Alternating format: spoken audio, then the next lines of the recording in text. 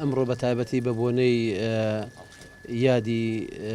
لەدایکبوونی پێغەمبەری ئیسلام دووری خوای لێبێ پێمان خۆش و سەردانی حیزب ڕێکخراوە کەرکوشیەکان بکەینەوەی کە لێرن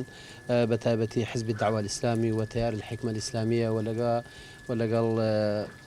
تیاری سەدرین ئەمانە مەجموعەی ئەحسابی بەقوتن لێرە لە کەرکووک و تاریخی مشتەرەکمان هەیە لەگەڵیان و دائیمەن بۆ ئەم بۆنانە